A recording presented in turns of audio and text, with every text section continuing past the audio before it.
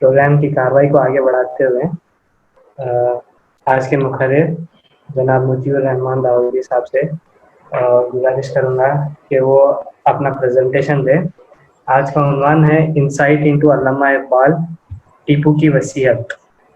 अल्लामा इकबाल की नज़्म टीपू की वसीयत पर एक तबसरा।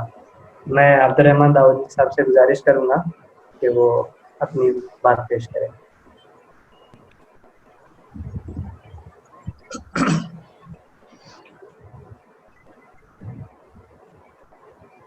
अल्हम्दुलिल्लाहि रब्बिल आलमीन अस्सलातु वस्सलामु अला रसूलिहिन नबील करीम व अला आलिहि व अस्हाबिहि अजमईन। मोहतरम जिम्मेदारान students Islamic organisation of India Hyderabad unit और आज के इस प्रोग्राम में हाजिर SIO के मेंबर्स एसोसिएट्स, अस्सलामु अलैकुम वरहमतुल्लाहि वबरकातुहू। पहले मुझे ये बता दीजिए कि मेरी आवाज़ क्लियर है सबके लिए? क्या मैं कंटिन्यू कर सकता हूँ? जी कंटिन्यू कर सकते हैं आप, क्लियर है आपकी आवाज़। जज़ाकल्लाह। मुझे जो उन्वान दिया गया है,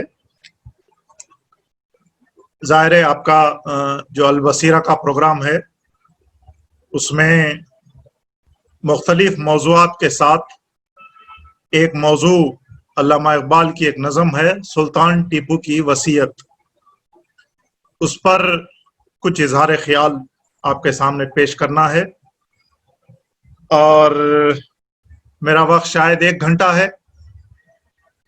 जी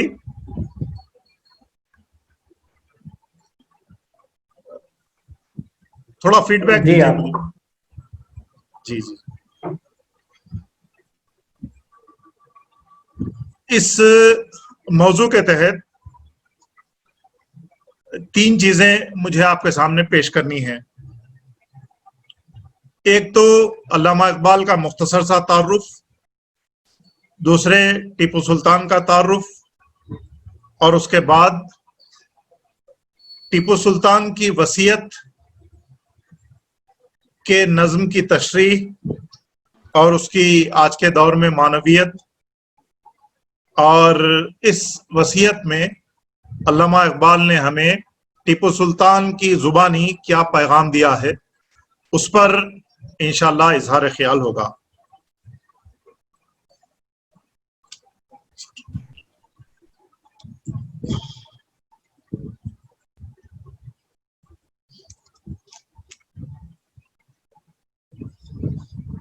सबसे पहले अल्लामा इकबाल के बारे में तो हम सारे ही वाकिफ हैं। उर्दू के और फारसी के बहुत ही नामवर शायर और 1877 से 1938 तक उनकी जिंदगी के अय्याम गुजरे। दुनिया में जो बड़ी हस्तियां हैं, जो बड़े लोग हैं, उनके बारे में 2 चीजें बड़ी कॉमन लगती हैं। पहली चीज ये है कि वो मल्टीलिंगुअल थे, कई जुबानें एक साथ जानते थे, और दूसरे कई मैदानों में उलूम पर उनको दस्तरस हासिल थी, वो उस पर बहुत अच्छा गिरफ्त रखते थे। जितने बड़े लोग हैं, मिसाल के तौर पे कई नाम गिनवाए जा सकते हैं। कई पॉलिटिशियंस हैं, शायर हैं, फलसफी हैं, रहनुमा हैं, रूहानी रहनुमा हैं। दूसरों के नाम गिनवाने के बजाय मैं सिर्फ अल्लामा इकबाल का मुख्तसर तारुफ आपके सामने पेश करूं। ये एक ही वक्त में फलसफी भी थे, इस्लामी मुफक्किर थे, उर्दू और फारसी के लाजवाब शायर थे। 1938 के बाद 2020 तक भी उर्दू की दुनिया में या फारसी की दुनिया में ऐसा लाजवाब शायर फिर पैदा नहीं हुआ। मुस्लिम उम्मत के बारे में सोचते थे और उनकी बीमारियों का मुख्तलिफ नजरियात से, मुख्तलिफ लिहाज से उनके इलाज के लिए बहुत ज्यादा सोच विचार करते थे, इसलिए उन्हें हकीमुल उम्मत का लक़ब मिला। जबरदस्त सियासतदान थे। He was called father of Pakistan, godfather of Pakistan। जिन्ना को बरतानिया से उन्होंने ही बुलाया, मौलाना मौदूदी को पंजाब उन्होंने ही दावत दी।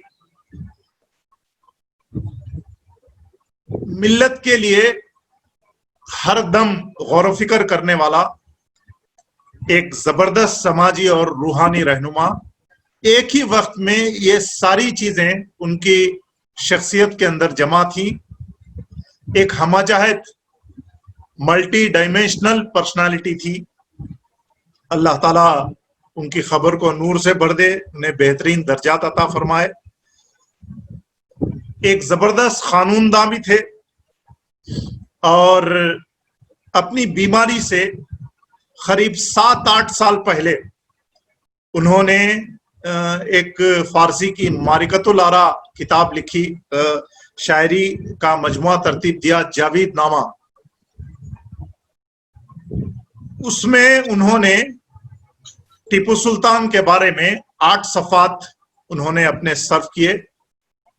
उर्दू में ज़रबे कलीम में ये टीपू सुल्तान टीपू की वसीयत के नाम से 5 अशार मौजूद हैं। अल्लामा इकबाल को टीपू सुल्तान के साथ बहुत जबरदस्त लगाव था और उस लगाव की वजह से वो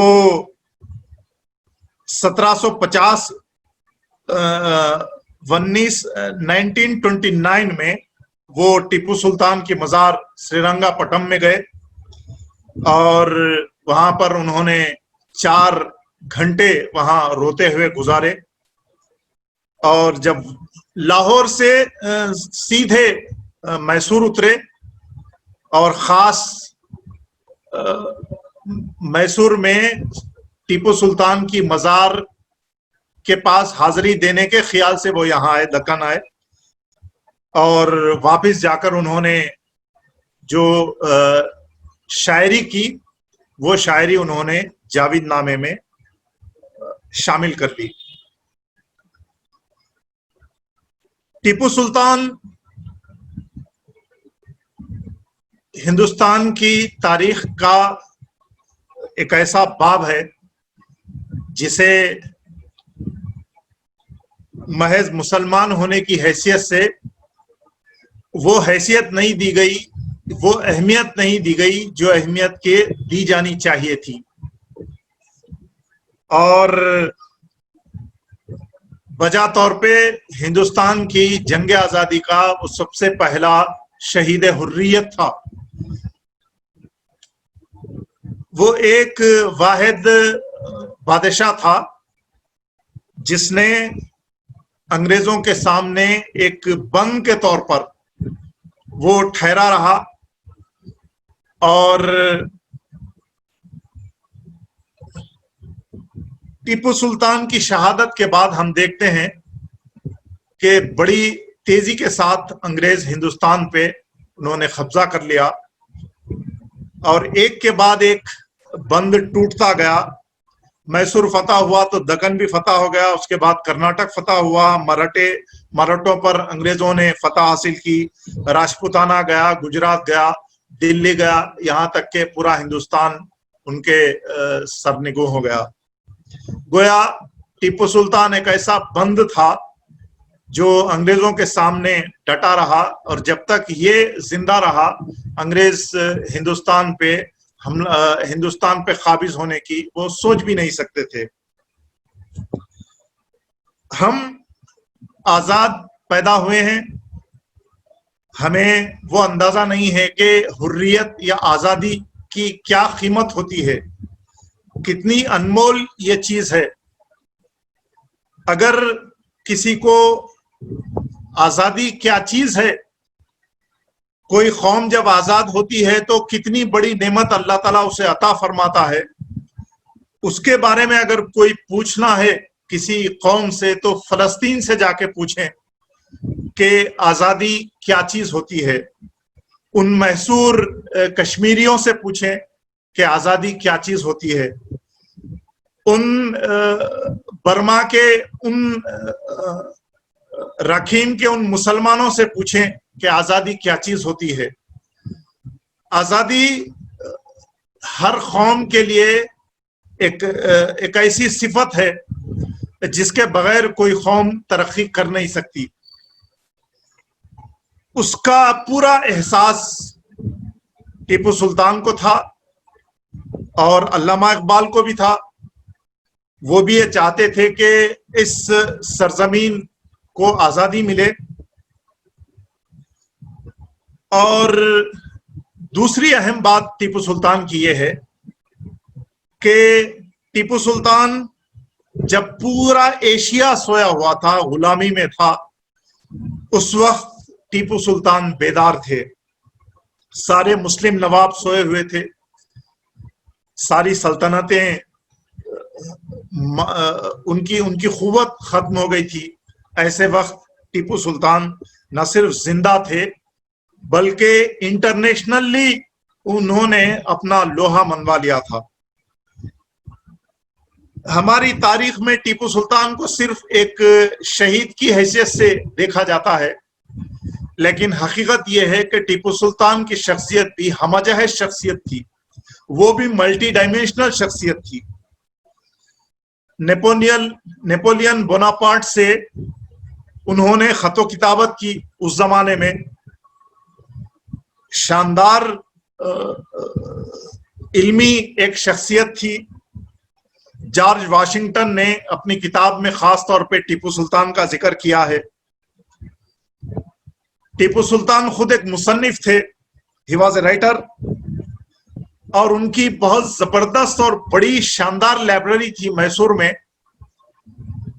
انگریزوں نے قبضہ کرنے کے بعد آج جیسا کہ خود علامہ اقبال نے کہا کہ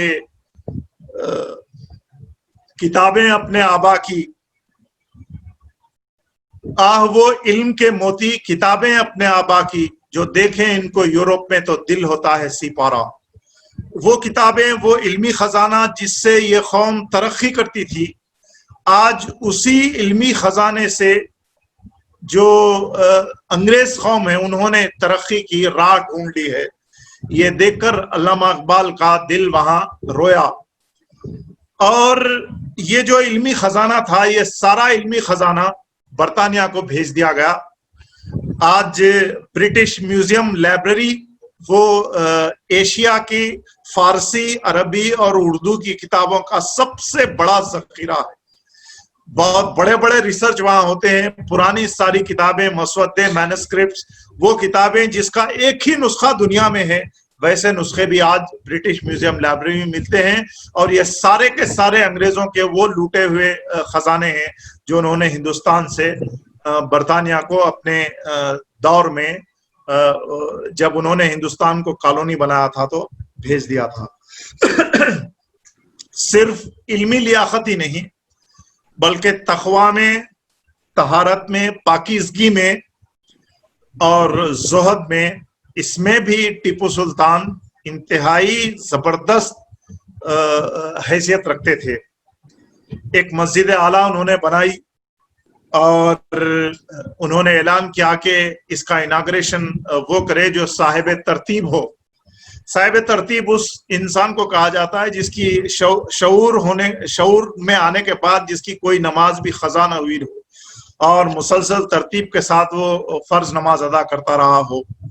تو مجموعے میں سے کسی نے بھی جرت نہ کی، ٹیپو سلطان نے آگے بڑھا اور آگے بڑھ کے اس مسجد کا انہوں نے کی سنگ بنیاد رکھی۔ مرہٹے اور مالابار میں مرہٹوں نے واپس ان سے جنگ کی اور واپس جاتے ہوئے ان کا جو علاقہ تھا اس علاقے میں مندر کو توڑ دیا۔ تو انہوں نے خاص طور پہ وہاں کے کمشنر کو لکھا کہ جو خزانہ، جو ٹیکس وصول ہوتا ہے وہ ٹیکس जब तक ये मंदिर बंद नहीं जाती उस वक्त तक ये टैक्स का पैसा बैतुल माल में या सरकारी खजाने में नहीं आना चाहिए, बल्कि उस मंदिर की तामीर में लगते रहना चाहिए। एक इंतहाई इंसाफ पसंद बादशाह। बारिश पड़ी ना भाई, वो जी आवाज, any problem? Please give feedback. जी नहीं बिल्कुल, जी नहीं, आप कंटिन्यू कीजिए। जी जज़ाकल्लाह। वो जदीद दौर के मिसाइल का बानी भी कहा जाता है, मंजनीख जिसे कहते हैं। उस जमाने में खिलों को तोड़ना और आज लोहे के टुकड़े के अंदर पूरा बारूद भरना और भर के उसे खिलों को उड़ाना, उस जमाने में जिस तरह पत्थर इस्तेमाल करते थे उस तरह उस पत्थर को, उस टेक्नोलॉजी को और आगे बढ़ाकर मिसाइल की टेक्नोलॉजी की तरह टेक्नोलॉजी को डेवलप करना, वो उस दौर में सबसे पहले टीपू सुल्तान ने किया था। और आप जानते हैं कि टीपू सुल्तान के 3 अफराद ऐसे थे जिन्होंने गद्दारी की और उनकी वजह से टीपू सुल्तान शहीद हुए। उनमें एक है गुलाम अली लंगड़ा, उसका नाम ही माजूर था वो, लेकिन माजूर होने के साथ साथ वो गद्दार भी था, मुनाफिक भी था, इसलिए तारीख में उसका नाम ही गुलाम अली लंगड़ा के नाम से आता है। मीर सादिक और पूर्णिया पंडित। पूर्णिया पंडित दीवान था, प्राइम मिनिस्टर उस जमाने मिनिस्टर था। उसने, मीर सादिक ने और गुलाम अली लंगड़ा ने, तीनों ने ऐसी गद्दारी की और अंग्रेजों के साथ वो जाकर मिले और दरबानों को तनख्वाह देने के बहाने पूर्णिया बुला लिया। और मीर सादिक ने इंटेलिजेंस की जो मुख्तलिफ जो इत्तलात थी वो इत्तलात को सुल्तान तक पहुंचने न दिया, रोके रखा। इस तरह बहुत आसानी के साथ विलिंगटन नामी उस मेजर ने, बरतानवी अफसर ने बहुत आसानी से मैसूर पर फतह कर लिया। उस पर भी अल्लामा इकबाल ने बहुत ही जबरदस्त मरसिया कहा है। जाफरज बंगाल सादिखज दकन, नंगे दीनो नंगे मिल्लत नंगे वतन। उधर मीर जाफर, उसने अंग्रेजों के आगे आने का रास्ता खोला, एक गद्दार, और दूसरा भी गद्दार सादिक दकन से मैसूर का रास्ता खोला। इन दोनों गद्दारों की वजह से आज हिंदुस्तान का पूरी तरीके से नक्शा अलग है। अल्लामा इकबाल कहते हैं कि इस्लाम हमेशा से बातिल के साथ उसकी पंजा आजमाई रही है और हमेशा से इस्लाम दुश्मन ताकतें इस्लाम के साथ लड़ती रही हैं। वो एक बहुत शानदार नुक्ता कहते हैं। इकबाल कहते हैं कि आज दुनिया में जहां जहां भी बातिल है, वो सारे का सारा क्रेडिट जो जाता है वो गद्दारों को जाता है। इन्हीं की वजह से बातिल जीता। हम हुजूर के दौर में भी सीरत की मुबारक जब तारीख पढ़ते हैं तो मुनाफिकों ने जिस अंदाज से रेशा दवानियां की, जो मंसूबे बनाए, चूंकि अल्लाह ताला ने अल्लाह के रसूल सल्लल्लाहु अलैहि वसल्लम को वही का इल्म दिया तो उसी वक्त वो सारे मंसूबे नाकाम होते चले गए।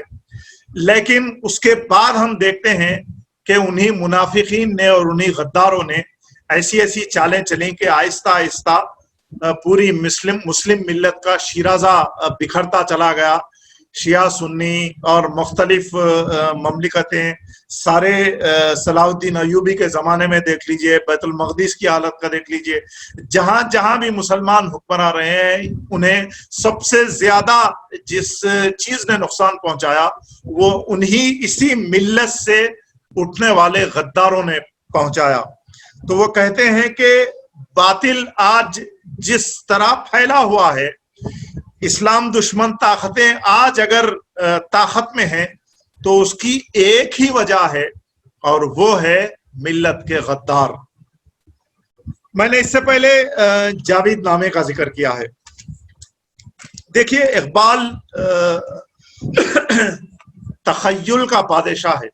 शायर जो होता है सबसे बेहतरीन शायर वो होता है जो सबसे जबरदस्त इमेजिनेशन पेश करता है। اور اس میں انہوں نے جو امیجری پیش کی وہ امیجری یہ تھی کہ جاوید نامہ اصل میں ایک امیجنیشن اور تخیل کی ایک معراج ہے. میرا خیال یہ ہے کہ ایسی پوئٹری تو انگریزی اور بنگالی ادب میں یا ہندوستان کے ادب میں ایسی امیجنری اور ایسی پوئٹری پیش نہیں کی جا سکتی. ان کے ایک استاد ہیں مولانا روم، اور رومی کو وہ اپنا استاد مانتے ہیں فلسفے میں، روحانی ارتقاء میں. تو ان کی روح کے ساتھ شب معراج میں جس طرح اللہ کے رسول صلی اللہ علیہ وسلم اپنے جسم اور روح کے ساتھ آسمان دنیا پہ تشریف لے گئے تھے، علامہ اقبال اپنی امیجری میں اپنے استاد کی روح کے ساتھ بھی آسمان کی سیر کرتے ہیں. وہاں پر جنت، دوزخ، مختلف وہاں کے واقعات کو اپنے امیج میں دیکھتے ہیں، خیال میں. اور وہاں جا کے جب دیکھتے ہیں کہ جو غداران وطن ہیں، جو غداران امت ہیں، جو منافق ہیں، وہ لوگ جو دشمن سے، باطل سے مل جاتے ہیں اور اندرونی راز دے دیتے ہیں، یا ان کو انہوں نے یہ دیکھا کہ دوزخ نے بھی ایسے غداروں کو قبول نہیں کیا، تو ان کے لیے ایک الگ دوزخ بنائی گئی، اور اس میں وہ رات دن ان کے خونی عذاب کا انہوں نے مشاہدہ کیا. انہوں نے اپنے امیج، اپنے ذہن سے انہیں اس عذاب میں مبتلا دیکھا. جنت میں انہوں نے ایک محل دیکھا جس میں نادر شاہ، احمد شاہ ابدالی اور ٹیپو سلطان شہید وہاں بیٹھے ہوئے، تو ان کے ساتھ ڈائلاگس ہیں، اور اس میں جو ڈائلاگ ٹیپو سلطان کے ساتھ ہوتے ہیں اس کا وہ آخری شعر وہ ٹیپو سلطان کا مشہور مقولہ ہے جس میں انہوں نے کہا کہ شیر کی ایک دن کی زندگی گیدڑ کی 100 سالہ زندگی سے بہتر ہے. یہ پورا شعر فارسی میں کلام ہے اس کا بول رہے نا آپ، جاوید نامہ؟ ہاں، یہ فارسی کلام ہے، جاوید نامہ. جاوید نامے میں یہ ساری چیزیں ہیں. تو اس میں یہ سارے تفصیلات اس کے اندر موجود ہیں. اب آئیے اصل نظم کی طرف ہم آتے ہیں. نظم کی تشریح سے پہلے ہم ایک چیز ذہن میں رکھ لیں، وہ یہ کہ علامہ اقبال کی شاعری صرف شاعری نہیں ہے، بلکہ اس شاعری کے ایک ایک شعر میں، ایک ایک لفظ میں علامہ اقبال نے پیغام دیا، ایک میسج دیا ہے. کسی کے بھی میسج کو سمجھنے کے لیے، کسی کی فلسفی کو سمجھنے کے لیے، یا کسی فرد کی بات کو سمجھنے کے لیے، کسی علم کو، برانچ آف نالج کو سمجھنے کے لیے ضروری ہے کہ ہم اس کی ٹرمینالوجی کو سمجھیں، اصطلاحات کو سمجھیں. علامہ اقبال کی شاعری میں بھی چند اصطلاحات ہیں اور وہ بہت اہم ہیں. اس میں سمبولزم ہے، تشبیہات ہیں، اس میں علامات ہیں. ان علامات کے ذریعے سے ایک شاعر اپنی بات سمجھانا چاہتا ہے. ٹیپو سلطان کی وصیت میں بھی چند علامات ہیں، سمبلز ہیں، وہ اگر ہم سمجھتے ہیں تو یہ ساری شاعری ہم کو بہترین طور پہ سمجھ میں آ سکتی ہے. دوسری بات یہ ہے کہ علامہ اقبال نے اس نظم میں بھی اور دوسری کئی نظموں میں بھی، جب ان کی شاعری کا اول دور تھا تو اس پر انہوں نے وطن کے اوپر بہت ساری نظمیں لکھی، لیکن جب وہاں سے وہ انگلینڈ گئے، وہاں پر انہوں نے ساری چیزوں کا بڑی گہرائی سے مطالعہ کیا، تو ان کا سارا ذہن اسلام کی طرف اور اسلامی فلسفے کی طرف مڑ گیا. جب واپس آئے تو انہوں نے پوری طریقے سے اسلامی کاز کو آگے پہنچانے کی کوشش کی، اور وطن کے خلاف نیشنلزم جسے کہتے ہیں، ایسی نیشنلزم جس میں زمین کو پوجا جاتا ہے، خدا بنا لیا جاتا ہے، اس کے خلاف انہوں نے نظم لکھی وطنیت کے اوپر. इन ताजा खुदाओं में बड़ा सबसे वतन है, जो पैरहन है उसका वो मजहब का कफन है। इस्लाम तेरा देश है, तू मुस्तफवी है, ऐ मुस्तफवी खाक में उस बुत को मिला दे। पहले तो उन्होंने वतन के ऊपर लिखा, तो बाद में इस टीपू सुल्तान की वसीयत में भी और दूसरे नज़मों में भी हमको ये अंदाजा होता है कि वतन से मोहब्बत ये फितरी है, ये बिल्कुल जायज है। लेकिन नेशनलिज्म का वो तस्वुर जो आज दुनिया देती है कि सबसे ज्यादा नेशनलिज्म, उसके बाद दीगर चीजें, या नेशनलिज्म एक खुदा के तौर पे उसे पूजा जाना, इसको पूरी तरह उन्होंने कंडम किया है। हफीज मेरिठी ने इसको बहुत आसान अंदाज में पेश किया है कि मैंने वल्लाह मेरे वतन तुझको चाहा है, पूजा नहीं। अब आए हम सुल्तान टीपू की वसीयत के उस नज़म को पढ़ते हैं।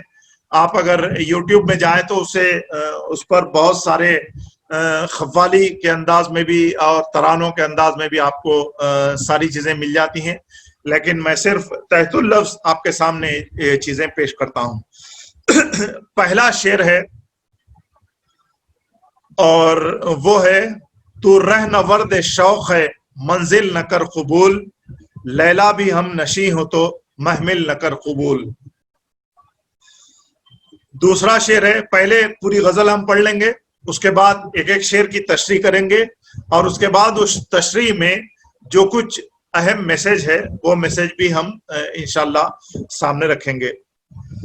तो रह नवर्द शौक है, मंजिल न कर कबूल, लैला भी हम नशी हो तो महमिल न कर कबूल, ऐ जो है आप बढ़ के हो दरियाए तुंद तेज, साहिल तुझे अता हो तो साहिल न कर कबूल, खोया नजा सनम कदे कायनात में, खोया नजा सनम कदे कायनात में, महफिल गुदाज गर्मीए महफिल न कर कबूल, सुबह अजल ये मुझसे कहा जिब्राइल ने, सुबह अजल ये मुझसे कहा जिब्राइल ने, जो अकल का गुलाम हो वो दिल न कर कबूल, बातिल दुई पसंद है हक ला शरीक है, बातिल दुई पसंद है हक ला शरीक है, शिरकत मियां नए हको बातिल न कर कबूल।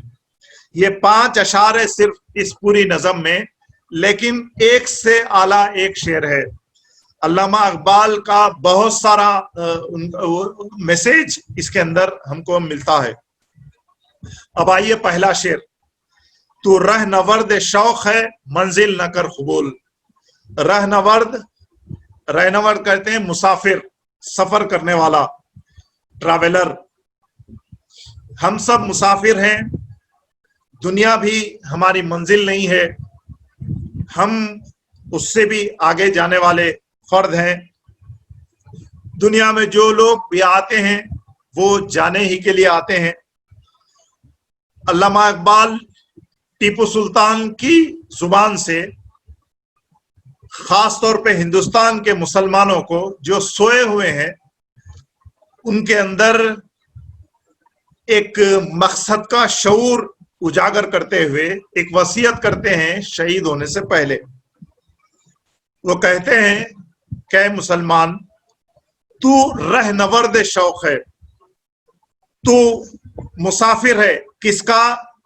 रहनवर्द शौक, शौक का मुसाफिर है। अब अल्लामा इकबाल की शायरी में मैंने अभी आपसे टर्मिनोलॉजी का जिक्र किया।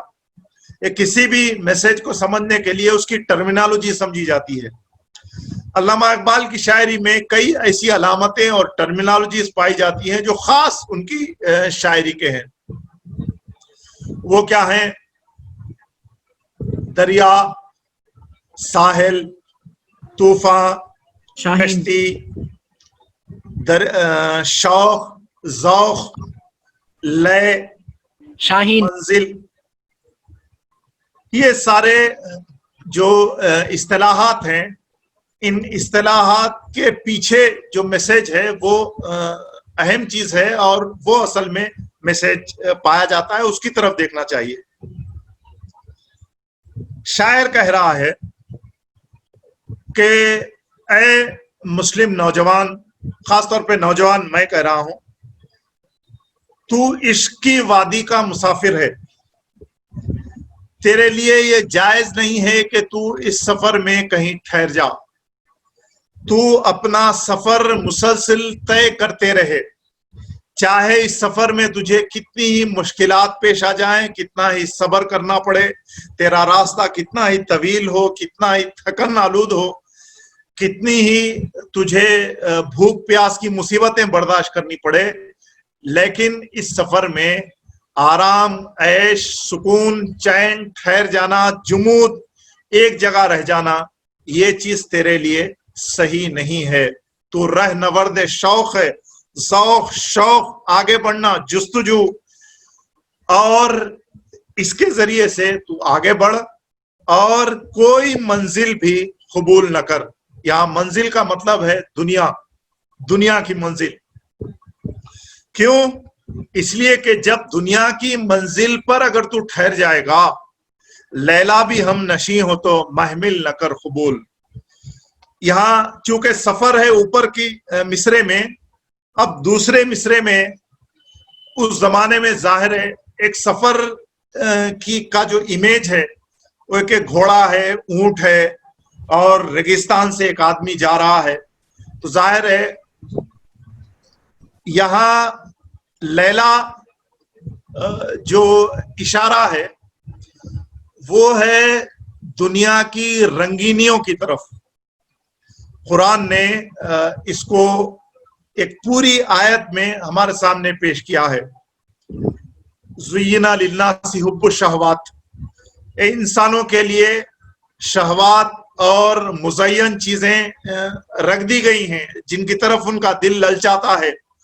जमीन के टुकड़े, चांदी के सिक्के, औरत, बेहतरीन सवारियां, जबरदस्त कारोबार, आज के दौर के एमएनसीज, बेहतरीन फार्म हाउस, ज्यादा ये सारी चीजें वो हैं।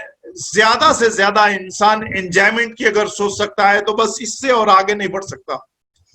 ये वो चीजें हैं दुनिया की, जीनतें ऐसी हैं कि अगर इनमें इंसान फंस जाए, कोई नौजवान फंस जाए, तो फिर उसका उससे निकलना बड़ा मुश्किल है।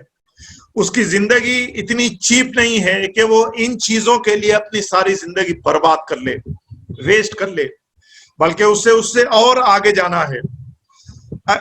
अगर महमिल कहते हैं वो कजावा जो ऊंट के ऊपर पालकी की तरह रहता है जिसके अंदर खवातीन बैठती हैं, अगर तुझे ऐसी रंगीनियां मिल जाएं तब भी उनका शिकार न हो और उनके अंदर फंसे बगैर तू अपने सफर को आगे बढ़ता रहे और अपने सफर को जारी रख।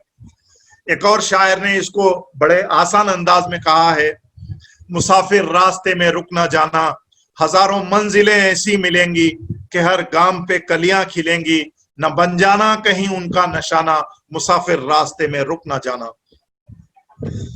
अल्लामा इकबाल की शायरी में कई जगह पे हमको ये चीजें मिलती हैं।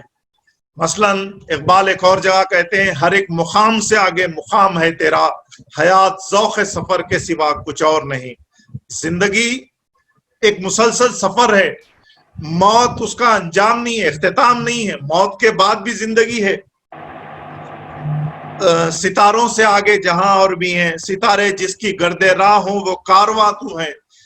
मुख्तलिफ मकामात पर अल्लामा इकबाल अपने इस सफर का जिक्र करते हैं। बल्कि हद ये है, आप ये एक बड़ी इंटरेस्टिंग चीज आप उनकी शायरी में पाएंगे, वो ये कि एक मुसलमान के लिए उसकी मंजिल ज़ाहिर एक जन्नत है और इसकी तरफ कुरान भी हमें उसके तरफ दौड़ लगाने के लिए हमें कहता है। लेकिन अल्लामा इकबाल का सफर कहाँ खत्म होता है, ये इसका आप अंदाजा कीजिए। वो कहते हैं कि तेरे इश्क की इंतहा चाहता हूँ, मेरी सादगी देख क्या चाहता हूँ, ये जन्नत मुबारक रहे जाहिदों को कि मैं आपका सामना चाहता हूँ। ये जन्नत की सारी नेमतें हैं, लेकिन फिर भी मेरा सफर खत्म नहीं हुआ कि मैं उससे और आगे जाते हुए तेरा दीदार चाहता हूँ। ये जो इमेज है, ये जो मकसद है, ये जो इश्क की बहुत ही आला सतह है, ये सतह अल्लामा इकबाल یہ شاعری کی بہت خاص چیز ہے. اس لحاظ سے دیکھیے کہ شعر واقعتاً کتنا اعلیٰ ہے اور کیسے بہترین میسج ہمارے سامنے پیش کرتا ہے. تو رہ نورد شوق ہے منزل نہ کر قبول، لیلا بھی ہم نشیں ہو تو محمل نہ کر قبول. اب دیکھیے دوسرا شعر. اے جوئے آپ بڑھ کے ہو دریائے تند و تیز، ساحل تجھے عطا ہو تو ساحل نہ کر قبول. جو فارسی لفظ ہے جوئے آب، ندی نالا، چھوٹی سی ندی، چھوٹا سا نالا. وہ کہتے ہیں کہ تیرے اندر جو صلاحیتیں ہیں، تیرے اندر جو مختلف اللہ تعالیٰ نے قوتیں رکھ دی ہیں، ان قوتوں کو کام میں لاتے ہوئے اپنے اندر جوش، جذبہ اور حرکت. علامہ اقبال کی شاعری کا ایک بہت اہم میسج ہے، وہ ہے تحریک. جمود نہیں، ٹھیٹر جانا نہیں، بلکہ ہر دم آگے بڑھتے رہنا. اس کے لیے انہوں نے کافی ساری مثالیں بھی دی ہیں. یہ تو ایک جوئے آب ہے، صرف ایک ندی نالا ہے، بس بہتا چلا جا رہا ہے، لیکن اس کے اندر شور نہیں ہے، اس کے اندر تیزی نہیں ہے، اس کے اندر زبردست پرجوش اور جذبہ نہیں ہے. تیز رفتاری لے کے آ، اس کے اندر شور لے کے آ، ببھرنے کا انداز لے کے آ، جہد مسلسل لے کے آ. یہ چیز اگر ہے تو پھر تو اپنے اندر واقعتاً کامیاب ہے. ہم دیکھتے ہیں کہ دریا کے اوپر بھی بہت زبردست ان کی مختلف شاعری میں علامات ملتے ہیں. مثلاً ساخی نامہ ایک بہت ہی زبردست نظم ہے، ہو سکتا ہے آپ لوگوں میں سے کافی سارے افراد نے پڑھی ہوگی. اس کے صرف 2-3 اشعار میں آپ کے سامنے پیش کر رہا ہوں. ساخی نامے میں وہ پورے نیچر کا منظر کھینچتے ہیں اور ایک دریا کے بارے میں کہتے ہیں، بلکہ یہ میسج ہے. ہم عام طور پہ رونا روتے ہیں کہ صاحب ہماری تحریک میں کام کرنے میں یہ ہمارے پاس رکاوٹیں ہیں، اس وجہ سے کام نہیں ہو رہا ہے، مخالفتیں زیادہ ہیں، ہمارے پاس افراد نہیں ہیں، فلاں فلاں فلاں بے شمار ہمارے پاس بہانے ہیں. ان ساری چیزوں کا ایک جواب علامہ اقبال نے اپنی شاعری سے دیا ہے. علامہ اقبال کہتے ہیں کہ تو اس طرح بن، کس طرح؟ جیسے ایک ندی، ایک نالا اور دریا ہوتا ہے. پھر وہ کہتے ہیں دریا کیسا ہوتا ہے، تو اس کی مثال انہوں نے لی ہے. اب آپ اس پہ جو ردم ہے، اس کے جو الفاظ ہیں، اس کے اندر جو چھپا ہوا معنی ہے، وہ آپ اس سے لطف اٹھائیے. وہ کہتے ہیں وہ جوئے کوہستاں اچکتی ہوئی، اٹکتی لچکتی سرکتی ہوئی، اچھلتی پھسلتی سنبھلتی ہوئی، بڑے پیچ کھا کر نکلتی ہوئی، رکے جب تو سل چیر دیتی ہے یہ، پہاڑوں کے دل چیر دیتی ہے یہ. کہ ایک تحریک کے فرد کو ایک دریا کی طرح ہونا چاہیے کہ اگر اس کے سامنے پہاڑ آ جائے تو وہ دریا رکتا نہیں ہے، ندی رکتی نہیں ہے، بلکہ بازو سے اپنا راستہ نکالتی ہے، آلٹرنیٹ تیار کرتی ہے، اور اس آلٹرنیٹ کے ساتھ وہ اپنا بہنا جاری رکھتی ہے، یہاں تک کہ جا کے وہ دریا یا وہ ندی سمندر میں مل جاتی ہے. تو اس طرح جمود کے بجائے ہمیشہ حرکت، جو جمود کا رویہ اختیار کرتا ہے ٹھٹر جاتا ہے. اسی لیے کہا گیا کہ مومن کا ہر آنے والا دن اس کے لیے ایک علم میں، عمل میں اور مختلف لحاظ سے زیادتی والا دن ہونا چاہیے. مومن کے 2 دن یکساں نہیں ہوتے. ہر نیا آنے والا دن ترقی لے کے آتا ہے، ڈیولپمنٹ لے کے آتا ہے، سوشل ڈیولپمنٹ لے کے آتا ہے، مینٹل ڈیولپمنٹ لے کے آتا ہے، نالج ڈیولپمنٹ لے کے آتا ہے. اللہ تعالیٰ سے اس کی اللہ تعالیٰ کے ساتھ اس کی جو قربت ہے وہ بے شمار میدانوں میں وہ اپنا ڈیولپمنٹ لاتا ہے. یہاں تک کہ علامہ اقبال چھوٹے بچوں کو بچپن سے ہی انہوں نے جو مختلف چھوٹے بچوں کے لیے نظمیں لکھی ہیں، ان نظموں میں بھی علامہ اقبال نے اس بات کا خیال رکھا کہ ایک بچے کے اندر شروع سے ہی حرکت، عمل اور جہد مسلسل کی ایک کیفیت پیدا ہو. ان کی ایک چھوٹی سی نظم ہے چاند اور تارے، اس میں چاند اور تاروں کا ڈائلاگس ہے. उस डायलॉग में देखिए वो जिंदगी की उस हकीकत को बयान करते हैं। वो कहते हैं जुम्बिश से है जिंदगी जहां की, ये रस्म खदीम है यहाँ की, है दौड़ता अशहबे जमाना, जमाने का घोड़ा दौड़ता है, खा खा के तलब का ताजियाना। दुनिया में डिमांड है तो डेवलपमेंट है, फिर डिमांड है, फिर उस मैदान में डेवलपमेंट है। इस राह में मुकाम बेमहल है, ठहर जाना मुकाम रखना, यहाँ इसका कोई गुजर नहीं है।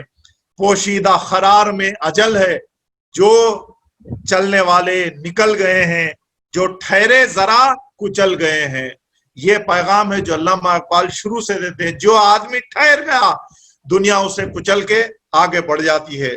इसलिए वो कहते हैं कि बस ऐ जुए आप बढ़ के हो, दरियाए तुंदो तेज, साहिल तुझे अता हो तो साहिल न कर कबूल। तुझे मौजूदात में से अगर कोई ऐसी चीज जो रुक जाने के लिए, जुमूद पा जाने के लिए कोई चीज अगर तेरे रास्ते में आ रही है तो उसे ठोकर मार और अपना जहद, अपना मुसलसिल, अपना सफर ये तू जारी रख। तीसरा शेर है, खोया न जा सनम कदे कायनात में, महफिल गुदाज गर्मी महफिल न कर कबूल।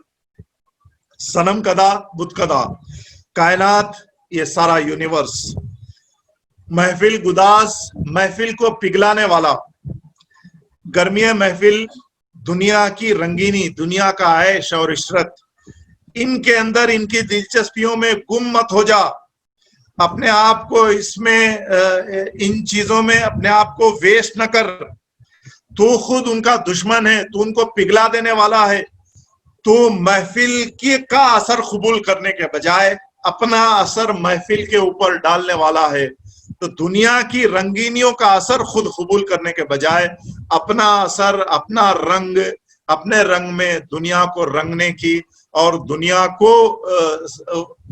को उस रंग में रंग देने की कोशिश कर और उसके लिए अपनी सारी सलाहियतें लगा दे। जाहिर है अगर अपना रंग दुनिया को दिखाना है, अपनी फिक्र, अपनी सोच, अपना नजरिया, अपने ख्यालात, अपने तसव्वुरात अगर कोई दुनिया के सामने पेश करना चाहता है तो उसके लिए जाहिर है सलाहियतों की जरूरत है, उसके लिए जानो माल के जद्दोजहद की जरूरत है, उसके लिए तवील उसके लिए। जी फरमाइए, एनी प्रॉब्लम? जी नहीं, कंटिन्यू कीजिए आप। कंटिन्यू जी जी जी कंटिन्यू कीजिए मोहतरम। ओके। तो हम तीसरे शेर पर थे कि तू खुद इन तमाम रंगीनियों को पिघला देने वाला, खत्म कर देने वाला है, इसलिए तू उसका शिकार ना बन जा और अपने उस कायनात को अपने रंग में रंगने की कोशिश कर। चौथा शेर है, सुबह अज़ल ये मुझसे कहा जिब्राइल ने, जो अक्ल का गुलाम हो वो दिल न कर कबूल। इसमें अल्लामा इकबाल की एक और इस्तिलाह आ जाती है, वो है अक्ल और दिल। अल्लामा इकबाल का एक पूरा फलसफा इसके ऊपर मौजूद है कि इंसानी जिंदगी में अहमियत अक्ल की ज्यादा है या दिल की ज्यादा है। इसके ऊपर भी बहुत जबरदस्त उनका मैसेज भी है। शायरी में कई जगह ऐसी अलामतें भी पाई जाती हैं। असल कहते हैं इब्तिदा, जब मखलूक़ात की इब्तिदा हुई तो जिब्राइल अलैहिस्सलाम ने इंसान से, अल्लामा इकबाल कहते हैं इंसान को नसीहत की कि तुझे दो चीजें दी जा रही हैं, एक अक्ल भी है और एक दिल भी है, लेकिन अगर अक्ल की गुलामी अगर तू कबूल कर लेगा, उसको प्रेफरेंस देगा, तो फिर ऐसा दिल जो अक्ल के ताबे हो, तो फिर ऐसे दिल से मुख्तलिफ मोजिज़ात रोनुमा नहीं होते। मोजिज़ात रोनुमा होने के लिए जरूरी है کہ آدمی عقل کے سامنے دل رکھے. عقل تو موجودات اور ایسی چیزوں کو دیکھتی ہے جو اس کے نتیجے کو سامنے رکھتی ہے, اس کے رزلٹ کو سامنے رکھتی ہے, نفع اور نقصان کو سامنے رکھتی ہے عقل. لیکن دل نفع کو, نقصان کو اور دیگر چیزوں کو دیکھتا نہیں. مثلا اقبال کہتے ہیں بے خطر کود پڑا آتش نمرود میں عشق, عقل ہے محو تماشائے لبے بام ابھی. عقل نے کہا کہ ارے نادان یہ تو آگ ہے, اس میں اگر کودے گا تو جل جائے گا. لیکن عشق نے کہا کہ نہیں, میرا کام تو کود جانا ہے, میرا کام نتیجے دیکھنا نہیں ہے.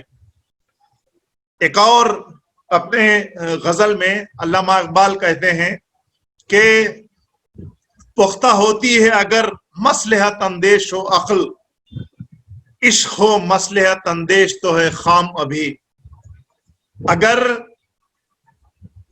مصلحت کیا ہے, آگے کتنا نقصان ہے, پھونک پھونک کے قدم رکھنے کا جو کام ہے, یہ کام اگر عقل کرتی ہے تو پھر عقل میچور کہلاتی ہے, پختہ کہلاتی ہے.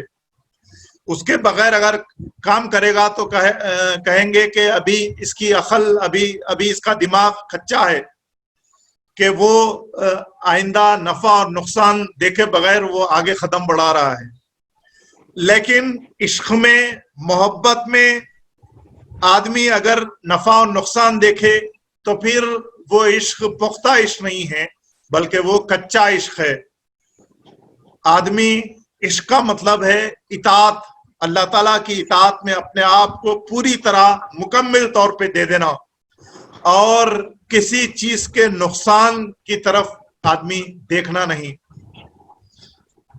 اس پر مختلف علامہ اقبال نے اپنی شاعری میں اس پر بھی کئی جگہ روشنی ڈالی ہے. وہ کہتے ہیں عقل چراغ راہ تو ہے, راستہ بتانے والی تو ہے, لیکن منزل نہیں ہے.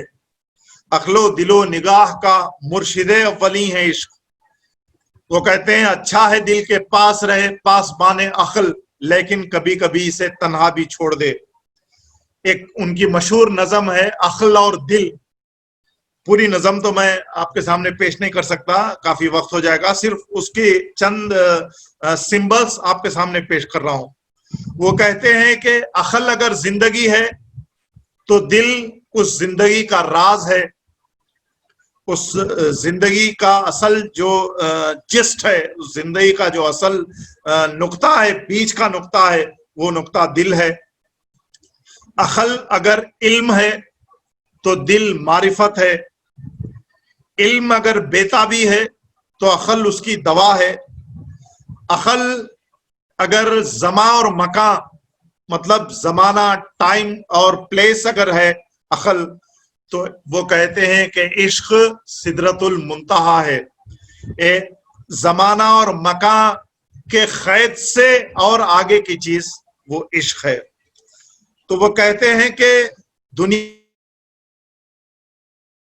میں ایسے کئی بار تجھے ایسے موقع آئیں گے جہاں تجھے ان دونوں میں سے کسی ایک کو چننا پڑے گا. عقل کہے گی کہ اس میں نقصان ہے, پیچھے ہٹ, لیکن عشق کہے گا کہ آگے بڑھ. تو ایسے وقت تجھے عقل کے بجائے عشق کی سننا ہوگا, تبھی معجزات رونما ہوں گے, تب کامیابیاں ملیں گی, تب لوگ آگے بڑھیں گے, تب ڈیولپمنٹ ہوگا, اور تو روحانی لحاظ سے بھی اور مختلف میدانوں میں تو آگے جا سکے گا. لیکن صرف عقل کی بات اگر تو سنتا رہے گا تو پھر تو کبھی کامیاب نہیں ہو سکے گا.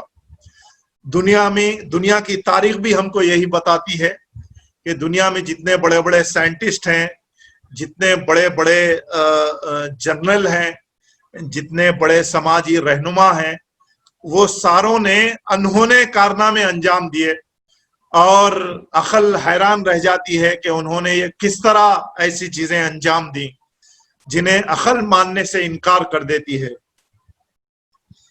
आखिरी जो शेर है वो शेर भी अपने आप में बहुत जबरदस्त पूरे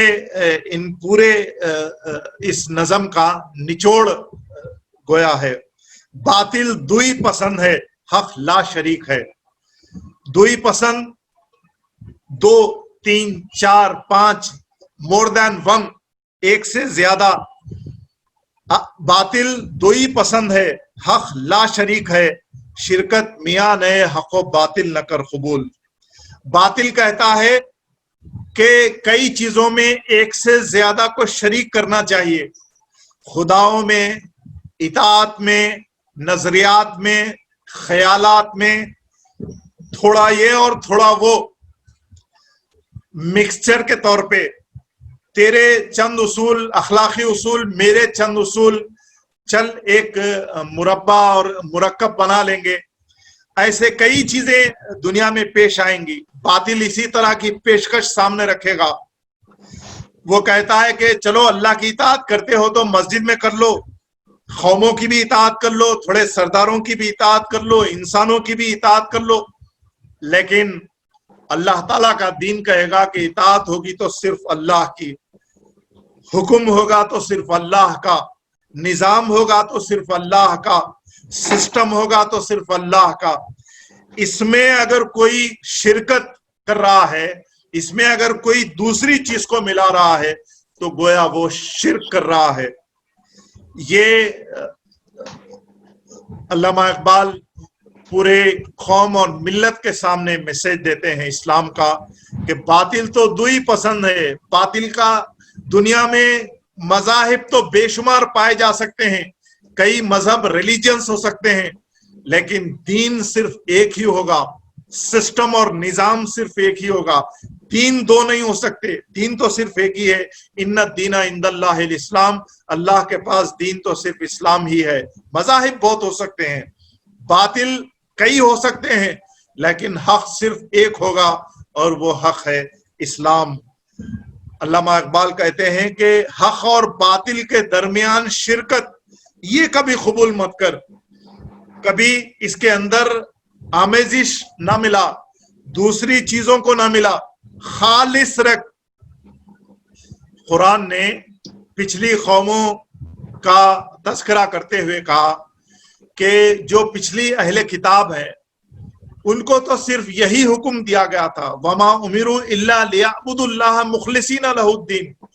उनसे तो सिर्फ एक ही चीज का मुतालिबा किया गया था, और वो मुतालिबा ये था कि अल्लाह के दीन को खालिस करके अल्लाह की इबादत करो, उसके अंदर मिलावट ना करो। लेकिन मुख्तलिफ मिलावटें हुई, रब्बियों की मिलावट हुई, उल्मा की मिलावट हुई, उनके जानने वालों की हुई, बादशाहों की, एक एक हर किस्म के इताअतों का चूचों का मुरब्बा तैयार हो गया। और नतीजा ये हुआ कि हक खालिस नहीं रहा बल्कि बातिल में मिक्स हो गया। इकबाल कहते हैं कि बातिल दुई पसंद है, हक ला शरीक है। शिरकत मियां ने हक व बातिल न कर कबूल। इस पर ये पूरा जो इसका जिस्ट है, इसकी जो तशरीह है, एक मशहूर उर्दू के जबरदस्त प्रोफेसर है, प्रोफेसर सलीम चिश्ती, बाद में रिसेंटली उनका इंतकाल हुआ।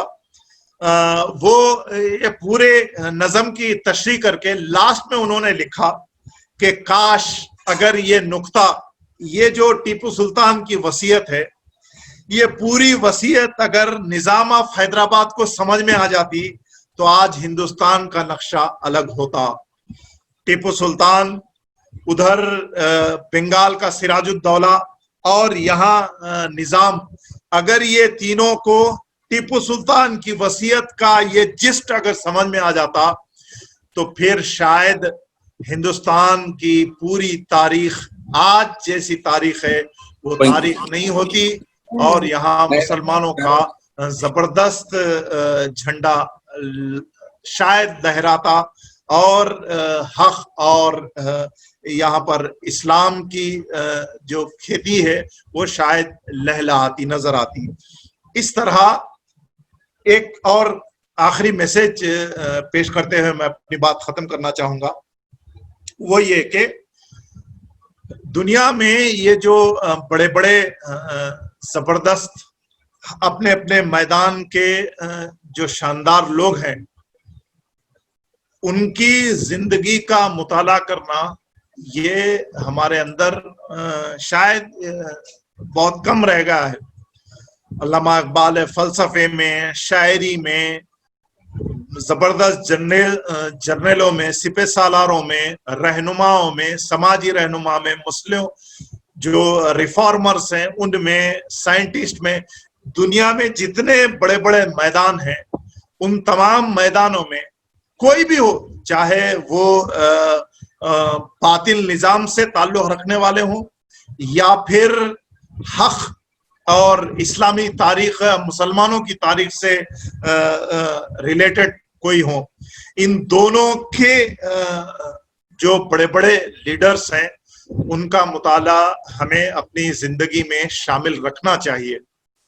یہ ہمارے ذہنوں کو مختلف لحاظ سے بہت گہرائی عطا کرتی ہے، وسعتیں دیتی ہے، مطالعہ بڑا وسیع ہوتا ہے، نئے نئے اینگلز معلوم ہوتے ہیں، اور ان تمام کو سامنے رکھ کے جو ہمارا مقصد زندگی ہے اس مقصد زندگی میں آگے بڑھنے میں یہ چیز بہت زیادہ فائدہ مند ہوتی ہے۔ کن حالات میں لوگوں نے کیا رویہ اختیار کیا اور اس رویے کے نتیجے میں کیا فائدے ہوئے یا کیا نقصانات ہوئے، پوری تاریخ ہمارے سامنے یہ چیزیں پیش کرتی ہیں۔ اس لیے ان چیزوں کو خاص طور پہ اپنے مطالعے میں رکھنا چاہیے۔ مجھے بہت خوشی ہے کہ SIO نے البصیرہ کے اس پروگرام میں علامہ اقبال کی شاعری کو کافی اہمیت دی اور اس کے نتیجے میں بہت ساری معلومات اور اقبال کی شاعری سے دلچسپی بھی انشاءاللہ اس سے پیدا ہوگی، اور اس کے ذریعے سے جو میسیج کو ملنا چاہیے وہ میسیج بھی انشاءاللہ بہت بہترین طریقے سے مل سکتا ہے۔ اللہ تعالیٰ سے دعا ہے کہ اللہ تعالیٰ ان دونوں ہستیوں کو بھی بہترین درجات عطا فرمائے اور ہمیں اس بات کی توفیق دے کہ ہم ہر قسم کے حالات میں بھی اللہ کے اس دین کے کام کو کرتے رہیں، اور جو صلاحیتیں اس کے لیے ضروری ہیں اللہ تعالیٰ وہ صلاحیتیں ہمیں عطا فرمائے۔ ربنا آتنا فی الدنیا حسنۃ وفی الآخرۃ حسنۃ وقنا عذاب النار۔ سبحان ربک رب العزۃ عما یصفون، سلام علی المرسلین والحمد للہ رب العالمین۔ جزاک اللہ خیر۔ میں آپ کا تہ دل سے شکریہ ادا کرتا ہوں کہ آپ نے اپنا وقت اور علم ہمارے سے شیئر کیا۔ جزاک اللہ۔ ابھی کچھ وقت جو ہے کوشچن اینڈ آنسرس کے لیے دیا جائے گا، تو جو بھی حضرات کوشچنس کرنا چاہتے ہیں اپنے آپ کو انمیوٹ کریں اور سوال کریں، یا پھر چیٹ باکس میں اپنا کوشچن رکھیں۔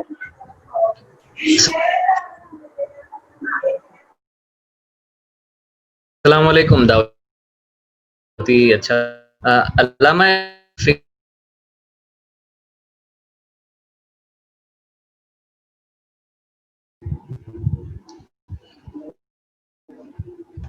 ہلو، میری آواز آ رہی ہے؟ دوست آپ کی آواز آ نہیں رہی۔ جی ابھی آ رہی ہے آواز؟ جی ابھی آ رہی ہے۔ ہاں اب آ رہی ہے۔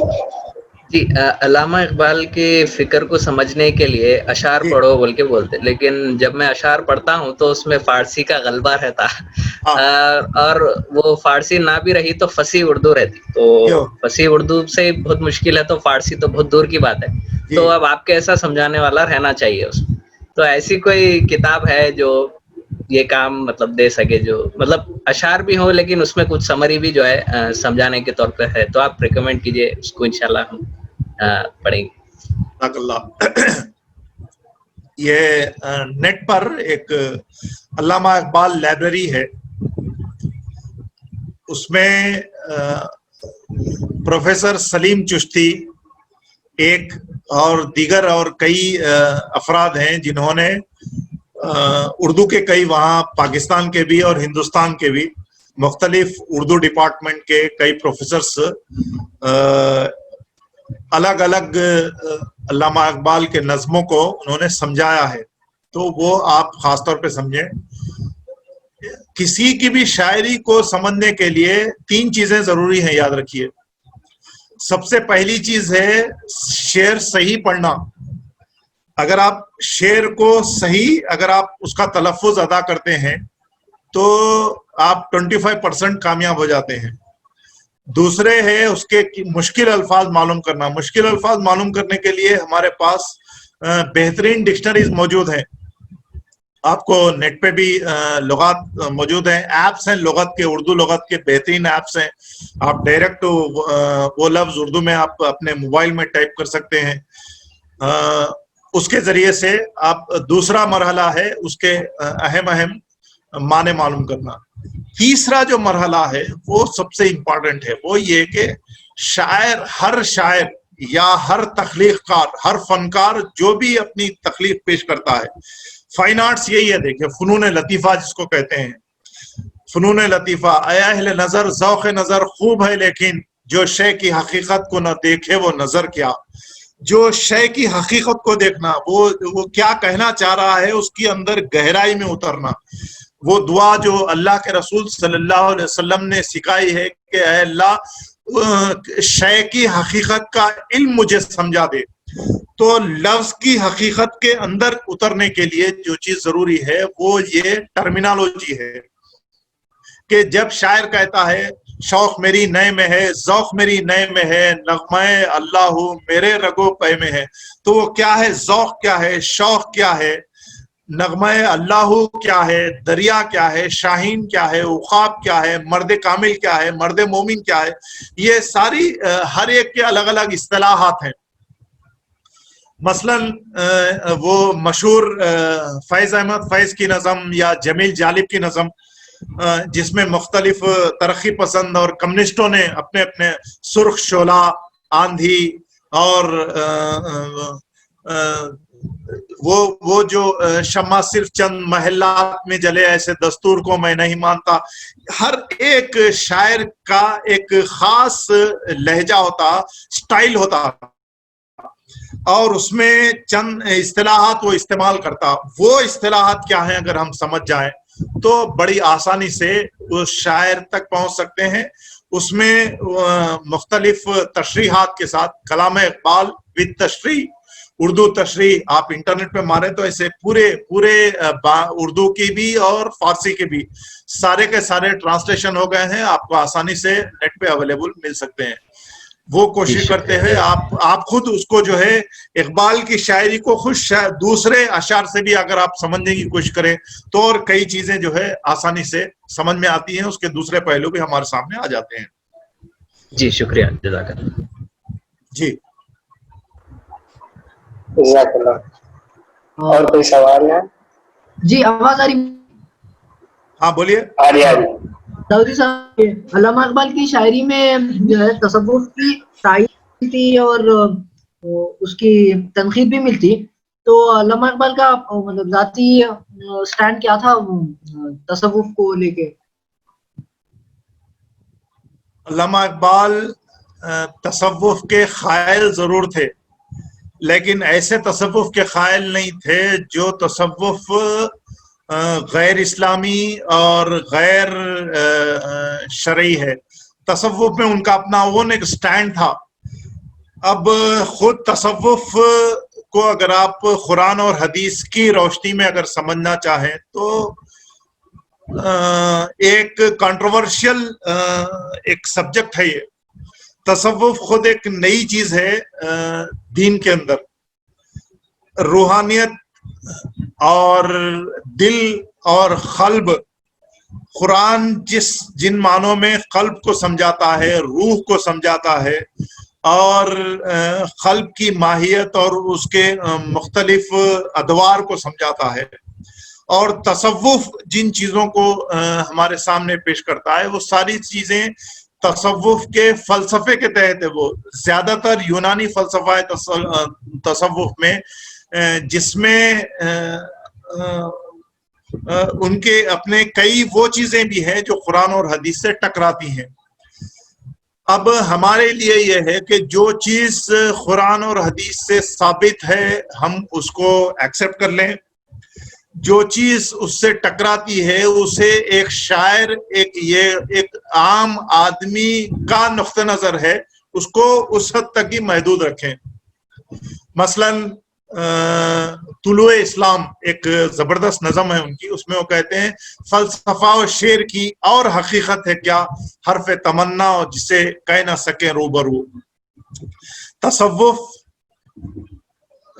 کہ وہ قائل ضرور تھے مگر ان کا اپنا ایک خاص سٹینڈ تھا اس کے اندر. وہ مختلف مزار پہ جا کے، مزاروں پہ وہ صاحب خبر سے اپنا کلام، وہ شاعری میں انہوں نے کلام کیا ہے. شاعری میں کئی چیزیں مبالغہ بھی ہوتی ہیں، شاعری کہتے ہی اسے ہیں. اور مثلاً وہ وہاں جانے سے پہلے، انگلینڈ جانے سے پہلے، وہ حضرت نظام الدین اولیاء کے مزار پہ حاضر ہوئے اور وہاں پہ انہوں نے دعا کی. اب وہ دعا میں کئی شرکیہ چیزیں بھی ہیں کہ تیرا بڑا عالی مقام ہے، تیری بہت پہنچ دور ہے، اور مجھے جو ہے واپس آنے تک جو میرا بڑا بھائی جو میرا اسپانسر ہے اس کی حفاظت کر، میری بھی حفاظت کر. ایسی بڑی لمبی دعائیا چیزیں ہیں. تو ان کا اپنا خاص سٹینڈ تھا. لیکن اپنے بیٹے کو انہوں نے انتقال سے پہلے جو وصیت کی، وہ وصیت یہ تھی کہ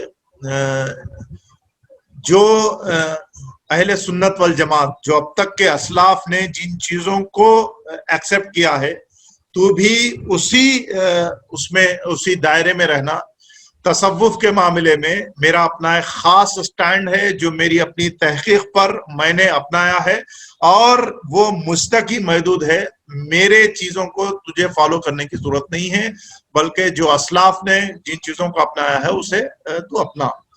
تو علامہ اقبال ایک فلسفی اور شاعر کے ساتھ ساتھ انسان بھی تھے، ان کے اپنے جذبات بھی تھے. تو ان کا اپنا پرسنل تصوف کا جو سٹینڈ ہے، وہ سٹینڈ ضروری نہیں کہ کاپی کرنے یا نقل کرنے کے بھی لائق ہو. ہمارے لیے جو اسوہ اور نمونہ ہے وہ صرف قرآن اور حدیث ہے. السلام علیکم، میرا نام اعجاز ہے. جی اصل علامہ اقبال کی جو فلسفی تھی نیشنلزم کے سلسلے میں، اس کے اوپر تھوڑا سا کیا بولتے کلیریفیکیشن ہونا چاہیے تھا. ان کا پوائنٹ آف ویو کیا تھا؟ ہاں نہیں وہی دو سیکنڈ میں سوال کر لیتا ہوں. نیشنلزم یعنی قوم اور امت میں یہ جو امبیلنس کر کے چلے گئے علامہ اقبال، خاص کر اس کے اوپر تھوڑا سا روشنی ڈالی ہے. قوم اور امت میں نہیں اس وقت جو تصور تھا علامہ اقبال، خاص طور پر ہندوستان کے جو حالات تھے، ظاہر مسلم لیگ بننے کے بعد مسلم لیگ کے بے شمار جو اس کے اجلاس تھے اس کی انہوں نے صدارت بھی کی، اور وہاں پاکستان کا انہوں نے نقشہ بھی پیش کیا. ایک وقت تو مسلمانوں کی بے عملی اور بے حسی کو